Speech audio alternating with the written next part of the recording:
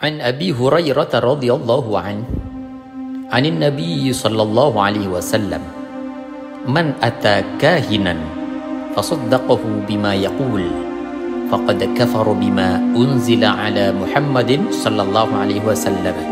Rawahu Abu Dawud.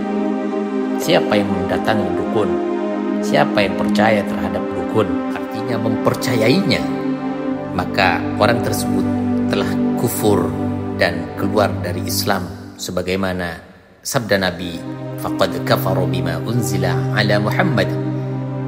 Kufur dan ingkar, keluar dari agama yang sudah dibawa oleh baginda Nabi Muhammad sallallahu alaihi wasallam.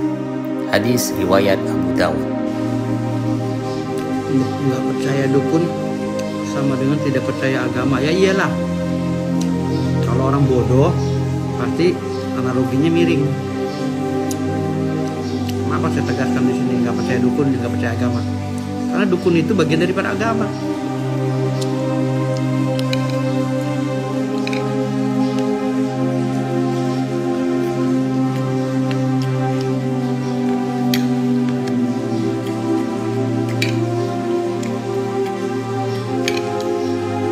Khususnya agama Islam.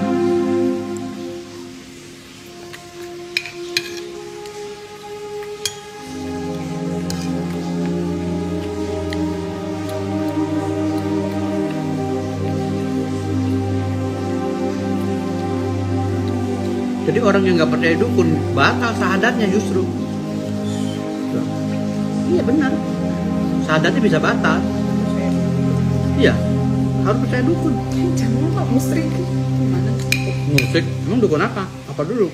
Pada kesempatan ini pula kami akan menyampaikan beberapa kebutuhan-kebutuhan. Mungkin Anda yang ingin bergabung berpartisipasi dengan kami dalam pembangunan dakwah ini, yaitu kurang lebihnya semen kita butuh 910 sak. Ambil satu kesempatan emas ini untuk kita bersama-sama berjuang di jalan Allah Subhanahu wa taala, menggapai ridhonya, menggapai jannahnya bersama Rasulullah SAW. Amin ya rabbal alamin. Kami tidak melihat nominal berapapun yang Anda tanam, tapi niat mulia Anda lah, baik yang diniatkan untuk diri Anda, terutama untuk orang tua Anda yang mungkin sudah rindu menanti sedekah jariah Anda. Hormat kami untuk Anda semuanya. Kami kan terus bersamamu. Assalamualaikum warahmatullahi wabarakatuh, sahabat kaum muslimin, subscriber channel Benteng Akidah dimanapun Anda berada. Video saya kali ini khusus kepada si Firdaus atau pengacara dukun yang pada kesempatan ini saya mendapatkan informasi melalui video. Dia menyampaikan bahwasanya orang yang tidak percaya dukun maka dipertanyakan atau batal syahadatnya. Dari mana Anda berbicara itu? Apa dasarnya? Apa landasannya? Lalu apa pertanggungjawaban Anda? Saya katakan ketika Anda berbicara seperti itu, Anda meyakini bahwasanya itu adalah keimanan, itu adalah bagian daripada rukun iman, itu adalah satu cara Allah memberikan Anda jalan murtad keluar daripada Islam. Na'udzubillah summa na'udzubillah. Kita tidak berbicara bahwasanya saya takfiri atau apapun takfiri, tapi akan berbicara berdasarkan dasar dan dalil. Ketika dia mempunyai sesuatu yang dianggap ini adalah sesuatu yang penting atau wajib di dalam keimanan, maka ini semuanya ada dalil dan dasarnya. Ketika ini tidak sesuai dengan dalil dan dasarnya, ternyata dia ngarang, maka dia telah keluar daripada Islam. Karena apa? Meyakini sesuatu yang harus diimani kecuali selain Allah dan selain apa yang sudah harus diyakini. Yang dituntunkan di dalam hadis Nabi Shallallahu Alaihi Wasallam, bagaimana iman itu adalah antu'mina billahi wa malaikatihi wa kutubihi wa rusulihi wal yaumil akhir wal qadri khairihi wa syarrihi. Jadi bagaimana orang iman kepada Allah, kemudian iman kepada malaikat Allah, kepada Nabi Allah, kepada kitab-kitab Allah, kepada hari kiamat, kemudian iman kepada takdir Allah Subhanahu wa taala. Bukan ditambah-tambah iman kepada dukun, iman kepada hal gaib seperti setan. Tidak ada di dalam tuntunan-tuntunan poin-poin keimanan atau disyaratkan sebagai orang yang beriman. Hanya antu'mina billahi wa malaikatihi wa kutubihi wa rusulihi wal yaumil akhir wal qadri khairihi wa syarrihi. Itu saja. Tidak ada wajib percaya kepada hantu atau dukun. Masya Allah, ya Allah. Saya sedikit tergelitik sebenarnya di dalam apa yang disampaikan. Jadi harus percaya kepada dukun, misalkan. Dia sendiri membela dukun atau dia sendiri dukun mungkin. Nah, tapi dia menyampaikan seperti harus percaya kepada setan, kepada jin. Artinya dia sejajar mungkin dengan setan, dengan jin. Mungkin begitu ya, kurang lebihnya. Mohon maaf. Kalau saya berbicara tidak terkontrol hari ini, ketika Anda sudah menyeret-nyeret akidah, menyeret-nyeret pengetahuan yang harusnya dipegang betul oleh umat Islam dan dasar sifatnya, dan ini bisa membahayakan, saya tidak bisa mengkontrol semua ini, maka saya harus katakan bahwasanya Anda adalah jahilnya jahil murakkab. Anda adalah orang bodoh yang tidak sadar bahwasanya Anda adalah orang yang bodoh, tapi Anda maksa berbicara. Perhatikan, saya tidak akan berbicara tanpa adanya dasar. Di dalam satu kitab Ihya Ulumuddin, Abu Hamid Al-Ghazali menyampaikan di dalam satu petuah daripada Khalil bin Ahmad, yaitu karakter atau tipe orang itu ada 4. Yang pertama, yaitu rajulun yadri wa yadri annahu yadri. Ini yang pertama, orang yang tahu tapi dia ya tahu diri, sadar bahwasanya dirinya tahu. Nah, ini adalah orang alim, maka fattabi'u, kata Imam Khalil bin Ahmad. Yang kedua, tipe yang kedua, ini yang perlu kita perhatikan baik-baik dan kita telah, yaitu rajulun yadri wa la yadri annahu la yadri. Dia paham, dia tahu ilmu, tapi dia tidak sadar bahwasanya dia sedang berbicara atau sedang berilmu, maksud saya. Mungkin misalkan dia berbicara harusnya sesuai dengan ilmunya, tapi dia tidak berbicara sesuai dengan ilmunya. Atau dia harusnya berbicara karena dia punya ilmu, tapi dia tidak mau berbicara. Ada penyimpangan semacam ini, tidak ada yang mau berbicara. Ada apapun, tidak ada yang mau berbicara. Ada penistaan agama, tidak ada yang mau bicara. Tapi ini ada dua kemungkinan. Baik, saya minta break sejenak. Mungkin ulama atau orang yang berilmu semacam itu, diantaranya ada dua kemungkinan. Yang pertama, dia takut untuk berbicara, karena dia melihat satu resiko yang besar di baliknya ketika dia berbicara. Kemudian atau dia, ulama ini sudah putus asa, artinya dia tidak mau berbicara karena apa? Karena percuma. Dia laporkan ke sana kemari pernyataan yang sudah jelas dari umat, kemudian bukti-bukti yang sudah konkret, valid dan semuanya jelas, tapi tidak ada tindak lanjutnya. Ini mungkin mereka putus asa karena percuma dah. Namun ada yang sangat penting sebenarnya di balik itu. Silahkan kita melaporkan sesuatu yang tidak jelas, yang sangat merugikan maksud saya, tapi ini tidak ditindaklanjuti, paling tidak awam terselamatkan dan bisa menjaga dirinya dari pelencengan-pelencengan akidah. Dan mereka tidak serta-merta berbicara semaunya sendiri, sesuai dengan hatinya sendiri. Baik, kita lanjutkan. Ini yang kedua. Jadi kriteria yang ketiga, yaitu rajulun la yadri wa yadri annahu la yadri. Orang yang tidak tahu, tidak punya ilmu, bodoh, tapi dia sadar diri, paham, sehingga dia tidak bisa berbicara tanpa sepengetahuannya atau di luar pengetahuannya, maksud saya. Ini yang disebut dengan mustarsyid atau disebut talib, atau orang yang ingin tahu atau bisa diberitahu atau diajak untuk mengetahui atau mengaji.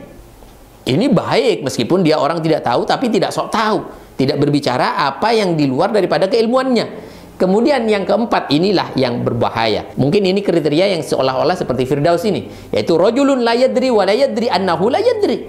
Dia tidak tahu, tidak punya ilmu, dia bodoh di dalam persoalan ini, tapi dia ngotot, dia maksa, dia tidak sadar diri bahwasanya dirinya sedang tidak tahu. Dia adalah orang bodoh, gitu loh.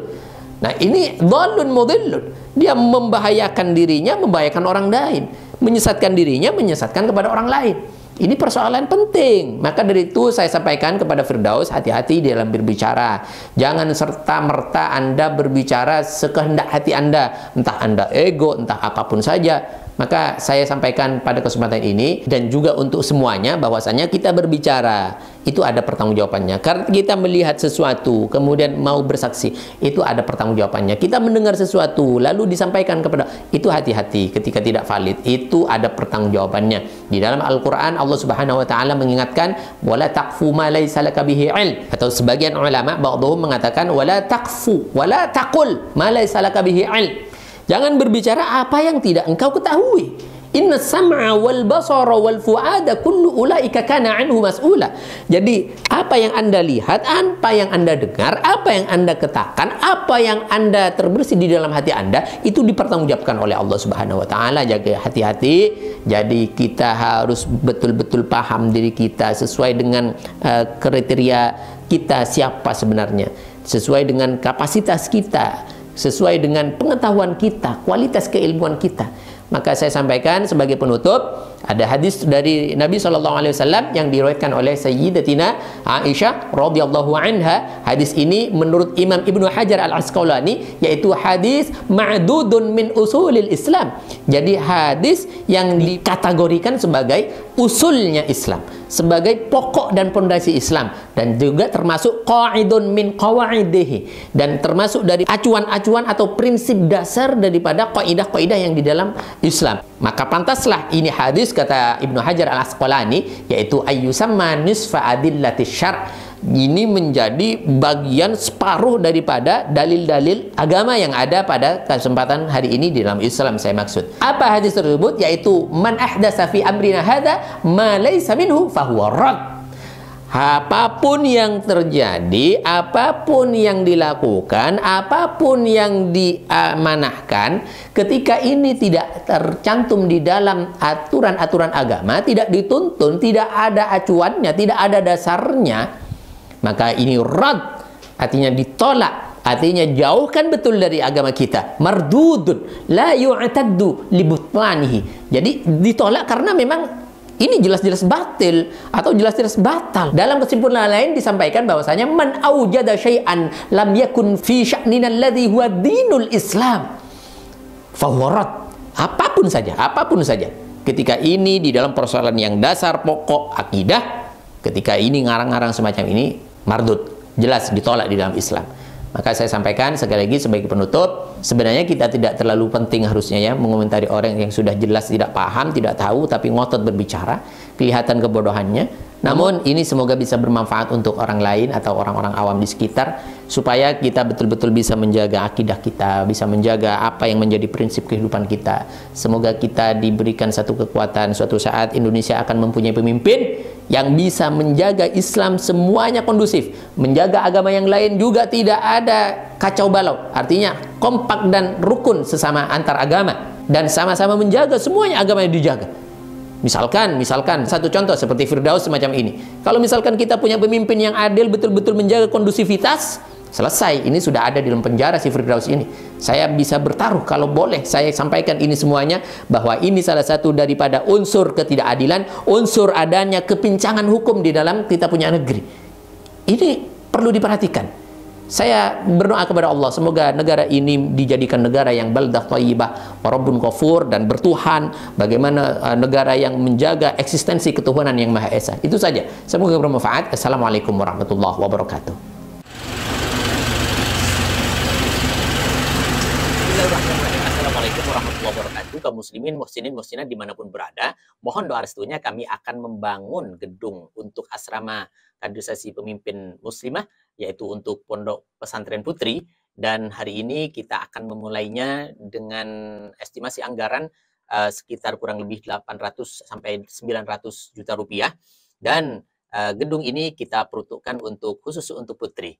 Dan pada kesempatan ini pula kami akan menyampaikan beberapa kebutuhan-kebutuhan. Mungkin Anda yang ingin bergabung berpartisipasi dengan kami dalam pembangunan dakwah ini, yaitu kurang lebihnya semen kita butuh 910 sak, sekitar 57.000 harganya. Kemudian besi 6 960 biji, besi 8 1140 biji, kemudian besi 12 kita butuh 901 biji, kemudian bendrat 14 ikat atau kilo, paku 25 kilo, kemudian kawat tali 13 kilo, butuh batu 12 truk, dan pasir 39 truk, bambu ada 600 pohon atau batang, triplek 0,8 kita butuh 186 triplek, dan batu bata 48 apa istilahnya kubik ya. Kemudian batu koral kita butuh 30 truk. Dan pada kesempatan ini kita akan menawarkan kepada Anda yang ingin bergabung bersama kami, mungkin ada berapa semen, berapa sak semen, atau berapapun, Allah akan membalasnya dengan segala kemuliaan, dengan segala keistimewaan, dan surga untuk Anda insyaallah. Amin ya rabbal alamin. Ambil kesempatan ini, ambil satu momen penting ini, ambil satu kesempatan emas ini untuk kita bersama-sama berjuang di jalan Allah Subhanahu wa taala, menggapai ridhonya, menggapai jannahnya bersama Rasulullah sallallahu alaihi wasallam. Amin ya rabbal alamin. Kami tidak melihat nominal berapapun yang Anda tanam, tapi niat mulia Anda lah, baik yang diniatkan untuk diri Anda, terutama untuk orang tua Anda yang mungkin sudah rindu menanti sedekah jariah Anda. Hormat kami untuk Anda semuanya. Kami kan terus bersamamu.